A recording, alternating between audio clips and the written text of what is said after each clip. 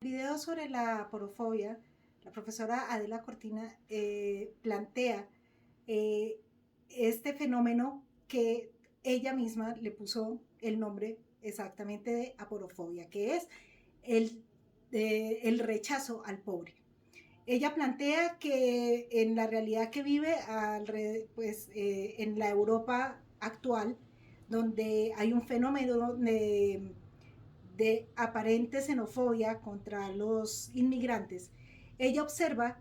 que este fenómeno no es una xenofobia, pues acepta el europeo la visita o que la integración de la persona que tiene recursos, del extranjero, ya sea latino, ya sea asiático, ya venga de donde venga, pero que tenga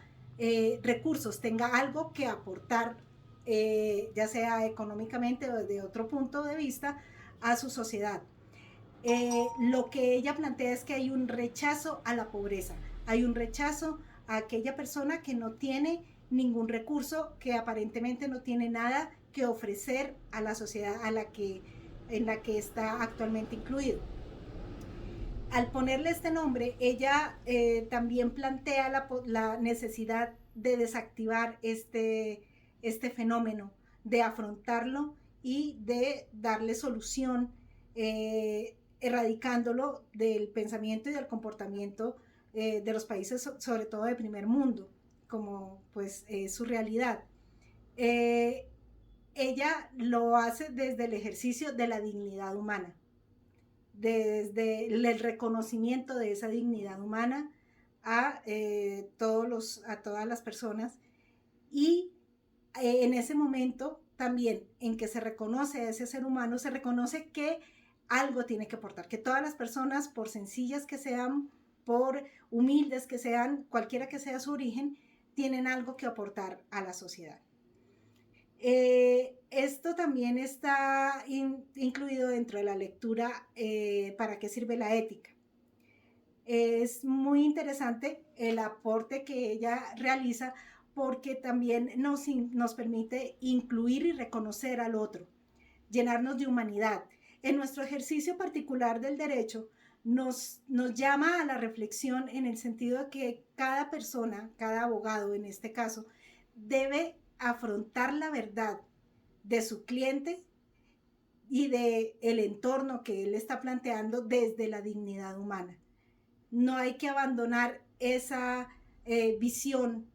humanística que ella nos propone. Respecto de la película Las dos caras de la verdad,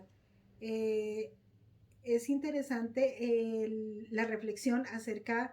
de la presunción de inocencia, de la búsqueda final de justicia,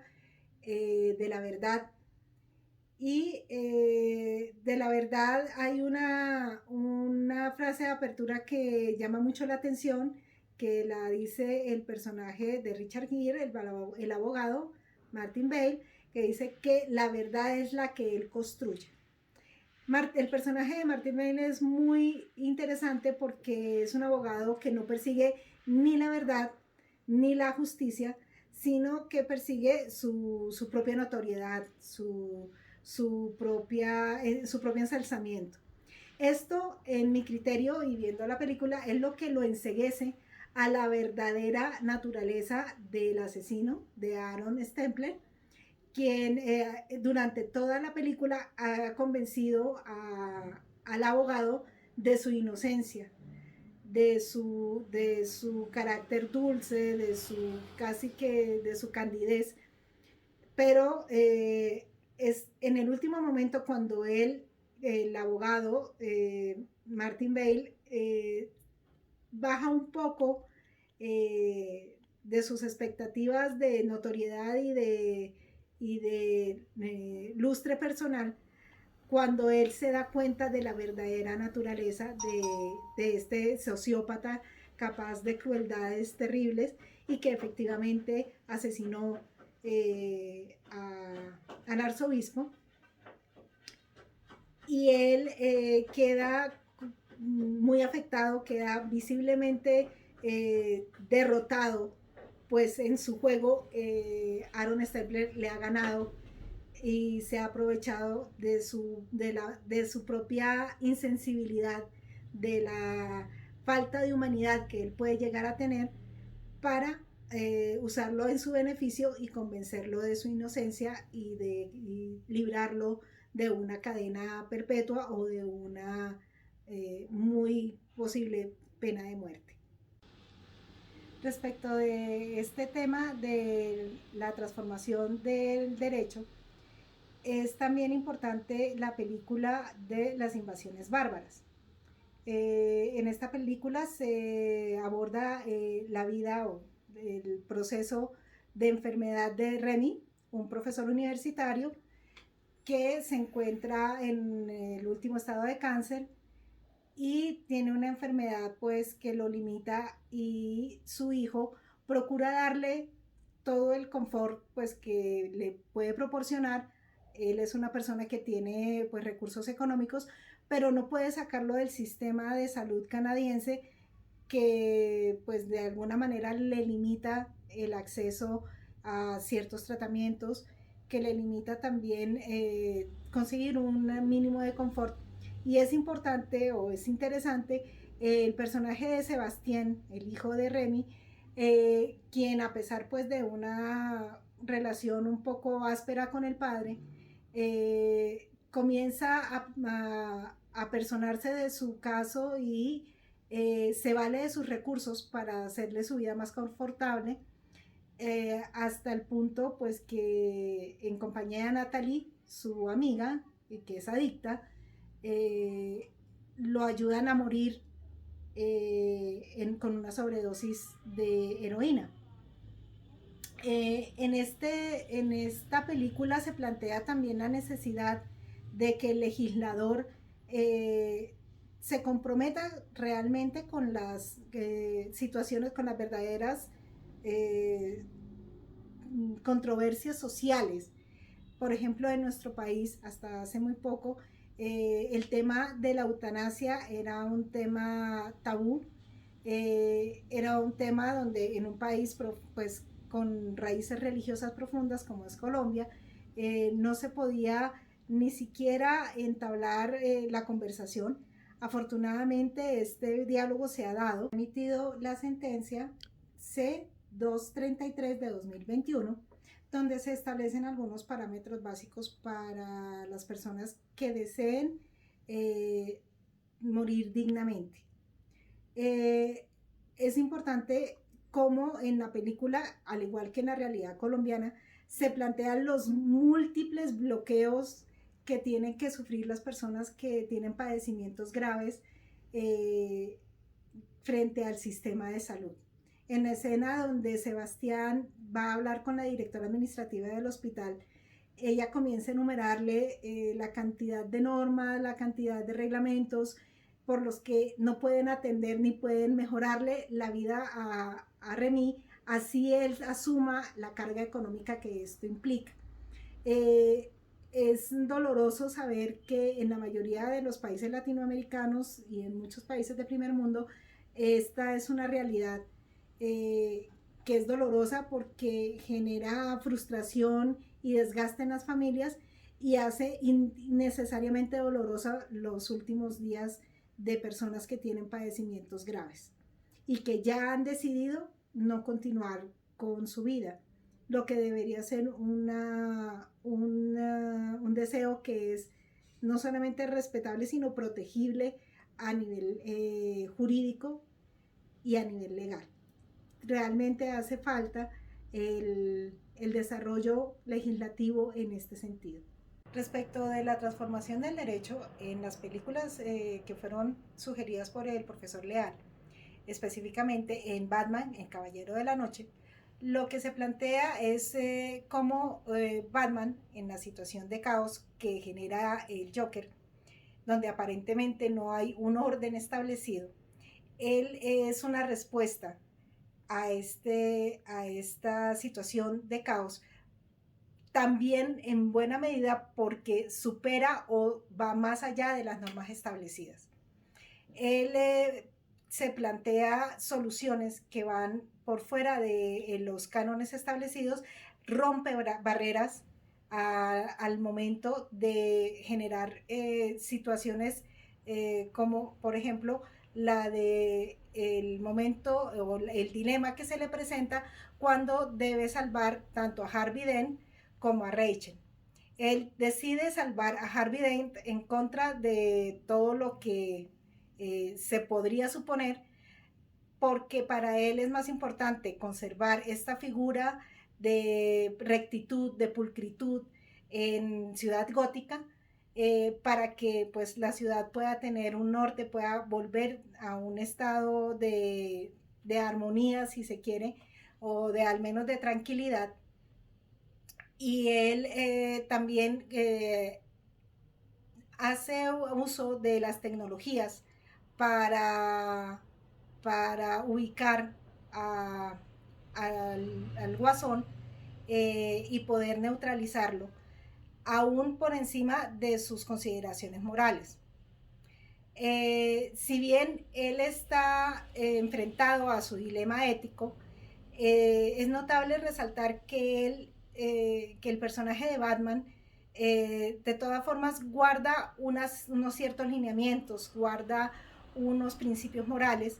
por los que se guía, unas reglas. Y también el Guasón lo hace. Aparentemente él no tiene reglas, no tiene normas, pero se ve, por ejemplo, en la escena donde ninguno de los dos barcos, ninguno de los dos ferries, o sus pasajeros mejor, deciden activar los explosivos. Él se encoleriza, él se desencaja y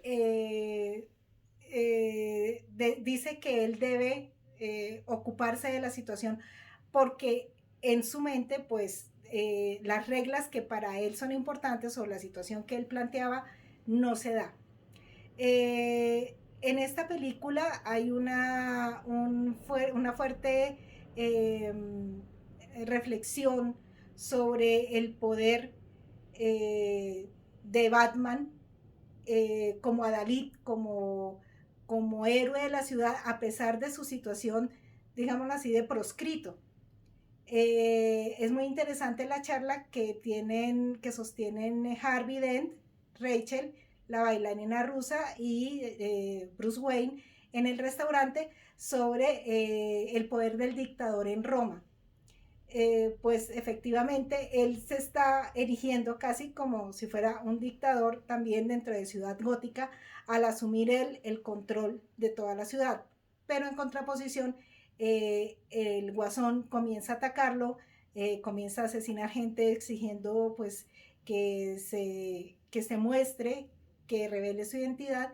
y esta es la situación de caos que también genera toda esta respuesta que ha dado, que después eh, genera en Batman los cambios de su concepción, tanto de la bondad como de su propio actuar, hasta dónde llegan sus límites, si vale la pena tener los límites que tiene. También está en contraposición el personaje de Harvey Dent, que tiene un arco muy interesante, porque Harvey Dent empieza siendo un héroe y termina siendo un villano. En el momento en que todo lo que le importa en su vida, que es su pareja, Rachel, le es arrebatada, él entra en crisis y se convierte en lo que él siempre estuvo llamado a perseguir. Sin embargo,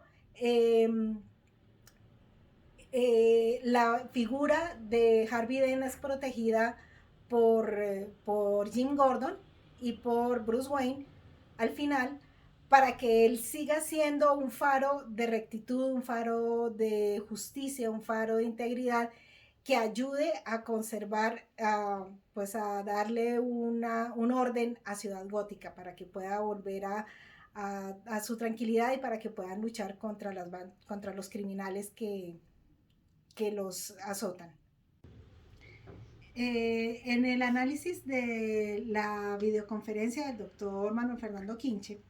en primer lugar se plantea la evolución del derecho y de las técnicas de interpretación, que se han vuelto más amplias y más creativas. Los jueces antes declaraban un estado de cosas. En la actualidad, y sobre todo con la acción de tutela, que es el tema principal de la conferencia, también ordenan ordenan situaciones, ordenan cosas, tienen efectos en defensa de los derechos fundamentales, con carácter resolutorio. También trae la inversión de las reglas de procedimiento. Antes o en el procedimiento ordinario, en el procedimiento rogado, se tiene que propender por no. En esta videoconferencia el doctor Manuel Fernando Quinche hace un recuento de la historia de la acción de tutela en contra de providencias judiciales, hace una pequeña reseña sobre la evolución de la protección de los derechos fundamentales que venía pues en la Carta de 1886 y lo que cambió con la Carta Política de 1991, que dentro de su ordenamiento plantea la posibilidad de que la acción de tutela también puede proceder contra actuaciones o contra decisiones de autoridades públicas. En este sentido, recalca varios pronunciamientos, especialmente la sentencia T006 de 1992, que le concede el carácter al juez de tutela y también hace alusión a los cambios, sobre todo establecidos desde la Corte del 2001 en adelante, en las que en los magistrados o en las decisiones de la Corte se planteó la configuración de la figura de la tutela contra sentencias judiciales, configurando los requisitos, las causales por las que ésta procede. En primer lugar, los requisitos de procedencia. El primero es cuando el asunto tenga relevancia constitucional. El segundo, cuando el interesado haya agotado los recursos judiciales ordinarios y extraordinarios antes de acudir al juez de tutela